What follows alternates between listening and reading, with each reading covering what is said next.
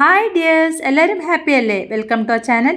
ഇത് തൃശ്ശൂർ നഗരത്തിനടുത്ത് പൂങ്കുന്നത്ത് സ്ഥിതി ചെയ്യുന്ന ശ്രീ സീതാരാമ ക്ഷേത്രം. കേരളത്തിൽ തന്നെ ഏറ്റവും വലിയ ഹനുമാൻ പ്രതിമ ഈ ക്ഷേത്രത്തിന്റെ മുന്നിലുണ്ട്. പീഠമടക്കം 55 അടി ഉയരമുള്ള ഹനുമാൻ പ്രതിമ ഒറ്റക്കല്ലിലാണ് തീർത്തിട്ടുള്ളത്. ഇത് ദക്ഷിണേന്ത്യയിലെ തന്നെ ഏറ്റവും ഉയരം കൂടിയ ഹനുമാൻ പ്രതിമയാണ്. ആന്ധ്രാപ്രദേശിലെ ശ്രീ ഭാരതി ശില്പ കലാമന്ദിറിലെ പ്രശസ്ത ശില്പിയായ സുബ്രഹ്മണ്യ ആചാര്യയാണ് ശില്പമൊരുക്കിയത്.